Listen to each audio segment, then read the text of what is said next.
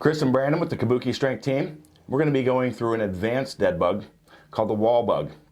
And this is something we actually use pretty frequently, even though it's a more advanced version, just because of the requirements on more scapular stabilization, core stabilization through the shoulder.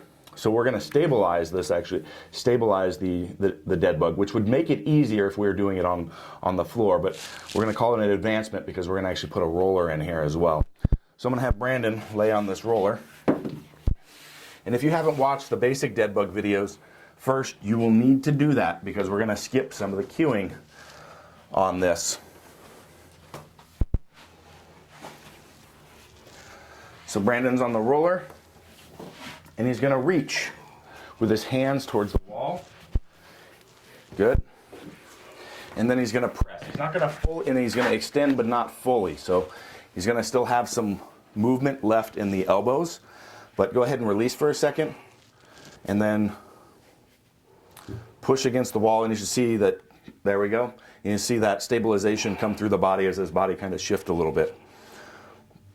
We're really driving on the wall through this point right there, much like how we want to be driving as we bench press, overhead press, any of those movements. Now, we're going to drop in here.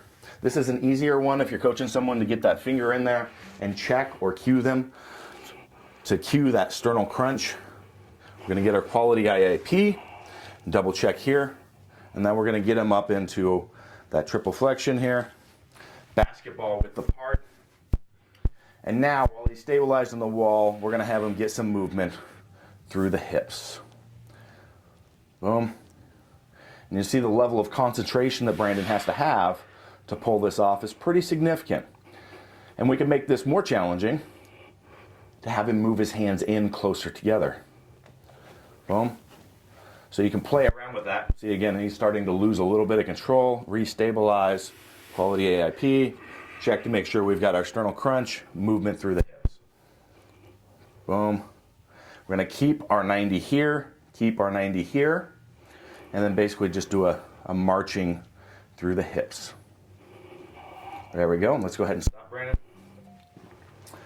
So this is great because it really works on a lot of the issues that we see with our strength athletes with having that disconnect from the shoulder to the core, which is why we've developed and come out with the shoulder rock, actually, is because that is such a significant issue across the population. And even our day-to-day population today, with the technology devices and the amount of shift and tension that people are holding in here and losing that disconnect between the shoulder and the core.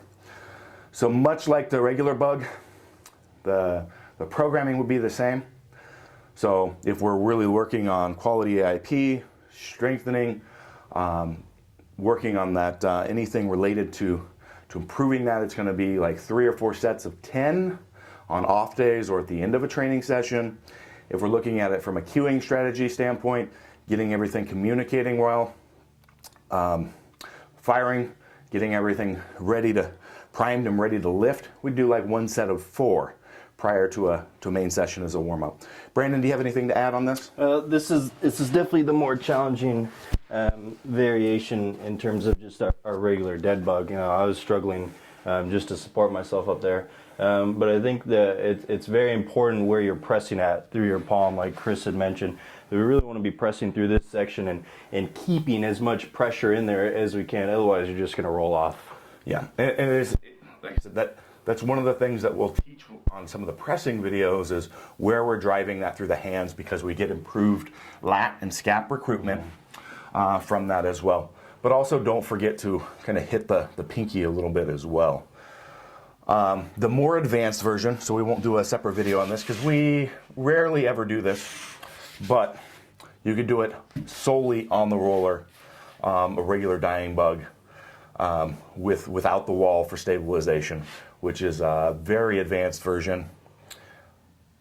Nothing that anybody that I've worked with can actually pull off, so we'll leave that there. All right, anything else to add before we wrap up this one, Brandon? I think we did good on there. Okay. All right.